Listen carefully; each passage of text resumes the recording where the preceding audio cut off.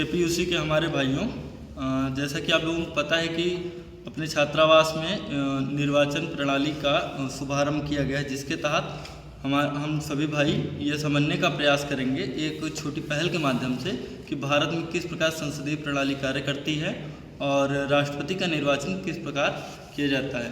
हाँ, यहाँ पे हम लोगों का उद्देश्य यही है कि हम लोग भारत में जिस तरीके से शासन व्यवस्था को संचालित किया जाता है उसके मूलभूत तत्वों को जानें और इस प्रकार यह समझें कि शासन में ऊंचे पदों पर बैठे लोग किस प्रकार से इतनी बड़ी आबादी के देश का संचालन निर्बाध रूप से कर रहे हैं और नई नई योजनाओं के साथ देश का निरंतर विकास करने का प्रयास कर रहे हैं।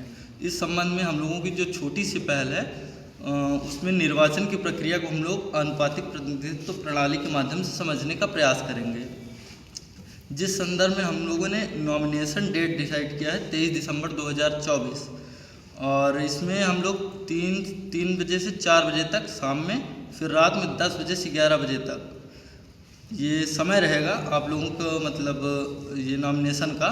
तो इसमें आपके लिए निर्धारित की गई 300 रुपये की धनराशि जो भारतीय रुपयों में, इसको आप दे करके अपना नॉमिनेशन करा सकते हैं। ठीक है, नॉमिनेशन की फाइनल लिस्ट हम लोग निकालेंगे 24 दिसंबर को। ठीक है, फिर पोलिंग डेट से पहले मैं रिटर्निंग ऑफिसर, तो भाइयों हमारे रिटर्निंग ऑफिसर जो बनाए गए हैं वो हर ब्लॉक से एक लोग को लिया गया है। जैसा कि वारियर ब्लॉक से हैं सूर्य प्रतीक सारस्वत और लायंस ब्लॉक से हैं राहुल कुमार चौधरी, पैंथर्स से हैं अंकुश और नासा ब्लॉक से हैं बलदाऊ। तो इन सब की मदद के माध्यम से हम लोग निर्वाचन प्रक्रिया को सरलतापूर्वक संपन्न करने की कोशिश करेंगे। और चुनाव की तारीख को हम लोगों ने डिसाइड किया 25 दिसंबर 2024, समय रहेगा दोपहर 12 बजे से 2 बजे तक और फाइनल लिस्ट 24 को जारी कर ही दी जाएगी। और वोटिंग सिस्टम में आनुपातिक प्रतिनिधित्व प्रणाली का प्रयोग किया जाएगा और एलिजिबिलिटी हम लोगों ने इसकी तय की है, जो आवेदनकर्ता होंगे उनकी अर्हता यही है कि जो यहाँ पे लीगल छात्र हैं, वैध छात्र हैं, उन्हीं को इसमें जगह दिया जाएगा निर्वाचन के लिए। और वोटिंग के संदर्भ में जो लोग यहाँ पे वोट कर सकते हैं उसमें जो जितने भी यहाँ पे छात्रावास में निवासरत छात्र हैं हमने भाई, वो सभी लोग यहाँ पे निर्वाचन में भाग ले सकते हैं। और रिजल्ट डिक्लेयर तो 25 दिसंबर को 3 से 4 बजे के बीच रिजल्ट डिक्लेयर किया जाएगा। जैसा कि हमारे मुख्य चुनाव आयुक्त विमल सर ने सारी जानकारी दी, उसमें कुछ जो मुख्य बिंदु हैं जो इस पर और भी चर्चा की आवश्यकता है। जैसे कि जो चुनाव होगा तो सबसे पहली बात है कि जिस दिन नॉमिनेशन फॉर्म भरा जाएगा तो वो किस स्थान पर भरा जाएगा। तो इसके लिए हम सभी लोगों ने मिलकर यह तय किया है कि वो स्थान केपीयूसी छात्रावास का कॉमन हॉल होगा और इसके बाद जिस दिन चुनाव होगा तो उस दिन वोटिंग कहाँ होगी। तो इसके लिए भी हम सारे लोगों ने मिलकर यही तय किया है कि वोटिंग भी केपीयूसी हॉस्टल के कॉमन हॉल में कराई जाएगी। अब कुछ जो है ट्रांसपेरेंसी पे हम लोग बात कर ले, क्योंकि ये डेमोक्रेटिक प्रोसीजर में हम लोग चल रहे हैं, तो किस तरीके से सुरक्षा की जाएगी कि जितने चुनाव प्रक्रिया है इसमें धांधली ना हो, तो इसके लिए भी विशेष व्यवस्था की गई है और विशेष प्रकार पे एक रैपिड एक्शन फोर्स का भी गठन किया जाएगा, जिसमें कुछ लोगों को नियुक्त किया जाएगा कि गड़बड़ी को न होने देंगे। इसके बाद दूसरे मुद्दों पे भी हम लोग थोड़ा बात कर लें। जैसे कि आप लोग नॉमिनेशन फॉर्म जो मिलेगा तो उस नॉमिनेशन फॉर्म में अगर किसी भी प्रकार की गड़बड़ी पाई जाती है तो नॉमिनेशन तुरंत ही रद्द कर दिया जाएगा और किसी भी कंडीशन में उस नॉमिनेशन को फिर से स्वीकार नहीं किया जाएगा। तो ये सारे कैंडिडेट जो भी प्रतिभागी हैं, जो भाग लेने वाले इच्छुक कैंडिडेट हैं, वो इस बात का जरूर ध्यान दें कि वो नॉमिनेशन फॉर्म में किसी भी प्रकार की गड़बड़ी न करें। धन्यवाद। चुनाव हम लोग चुनाव मुख्य आयुक्त की तरफ से और चुनाव आयोग की तरफ से सुचारू रूप से संपन्न कराया जाएगा और जो फॉर्म है तो ये रिटर्निंग ऑफिसर के द्वारा आपको मिलेगा। जो हर ब्लॉक के बने हैं, 4 हैं, 4 के द्वारा आप ले सकते हैं। उनके यहाँ आपको निर्धारित धनराशि जो जो हम लोग की तरफ से निर्धारित किया गया है 300 रुपया, उसको आपको वहाँ पर जमा कराना पड़ेगा। और इसके बावजूद भी जो जानकारी है, जैसे जो भी जानकारी आगे प्राप्त होगी तो हम लोग के माध्यम से, तीनों लोग के माध्यम से आप लोगों के पास पहुँचाया जाएगा। और जो भी जानकारी अभी जितना भी जानकारी मिलेगा उतना जानकारी आप लोग को दिया जाएगा। धन्यवाद। जय KPUC। उपस्थित मीडिया बंधु को कोई प्रश्न पूछना है तो पूछ सकते हैं हम लोगों से। चुनाव के निमित्त कोई अगर प्रश्न हो तो आप सभी पूछ सकते हैं। सर, मेरा सबसे पहला प्रश्न ये है कि इलेक्शन कमीशन के दौरान चुनाव में रुपए खर्च करने की सीमाएं क्या निर्धारित की गई है?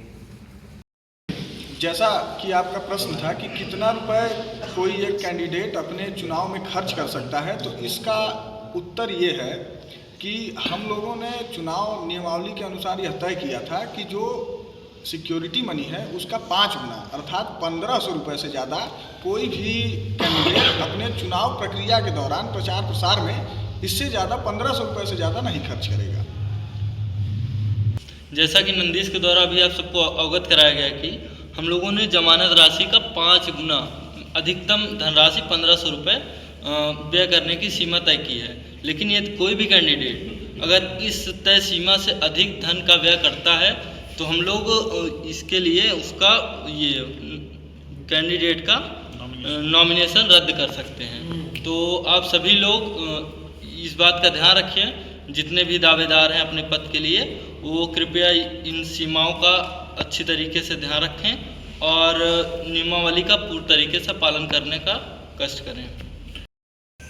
चुनाव आयोग से मेरा ये प्रश्न है कि जो KPUC छात्रावास में जो चुनाव का एक नया पहल की शुरुआत की जा रही है, इससे हमारे छात्रावास में क्या क्या परिवर्तन देखने को मिलेंगे, हम चुनाव आयोग से जानना चाहते हैं। जैसा कि आपका प्रश्न है कि एम एंड ऑब्जेक्टिव क्या होगा इस पूरे प्रोसेस का, कि जो इलेक्शन कैंपेन मतलब इलेक्शन जो कराया जा रहा है KPUC हॉस्टल में, तो पहले तो ये समझ लीजिए कि जो नई शिक्षा नीति आई है उसमें एक बिंदु पे बहुत ही जोर डाला गया है कि हम अगर कुछ सीखना है तो हम करके सीखें।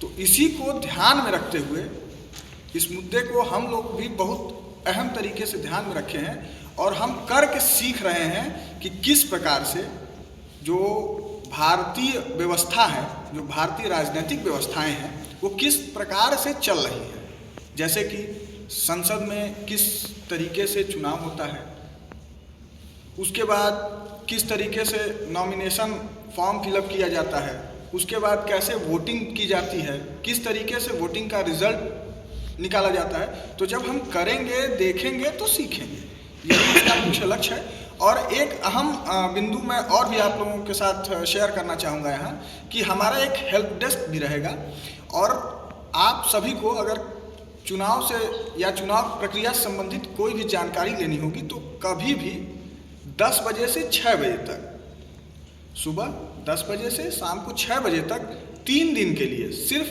3 दिन के लिए ही ये हेल्प डेस्क खुलेगा, जो कि 22 तारीख से 25 तारीख तक खुला रहेगा। धन्यवाद। मेरा प्रश्न ये है इलेक्शन कमीशन से कि जैसे हम लोग के संविधान में एक आपने कोई नियमावली तय की है कि नहीं, मतलब क्या क्या आधार होंगे जो भी कार्रवाई करने के, एक 10-12 पॉइंट आपने ऐसे तैयार किए जैसे हम लोग के RBI एक्ट होता है। तो मेरा सुझाव या आप जो भी मान लीजिए कि उसकी तरह आप 10-12 पॉइंट दे दीजिए तैयार करके कि क्या क्या क्राइटेरिया रहेंगे अभी से, कि बाद में कोई नया पॉइंट ऐड ना किया जाए चुनाव में। नियमावली से संबंधित सारी जानकारियों को आपके पास जो सोशल मीडिया मंच है व्हाट्सएप के माध्यम से आप सबके पास पूरी जानकारी को प्रेषित कर दिया जाएगा, जिसके बाद फिर आप लोगों के जो व्यवधान है, हमें पूरी संभावना है कि वो सभी समाप्त हो जाएंगे। ठीक है, हम अपनी तरफ से पूरी कोशिश करेंगे कि पूरी प्रक्रिया निर्बाध रूप से और पूरी पारदर्शिता के साथ संपन्न हो और हम इस पूरे मंच की शुचिता का ध्यान रखेंगे ताकि पूरी पवित्रता और आप लोगों की आत्मनिष्ठता हम लोगों के प्रति बनी रहे। और इसी आशा और उम्मीद के साथ आप सभी का बहुत बहुत धन्यवाद। आप सभी यहाँ उपस्थित हुए और हम आशा करते हैं कि आपका सहयोग हमें अपेक्षित है और मिलता रहेगा आगे भी।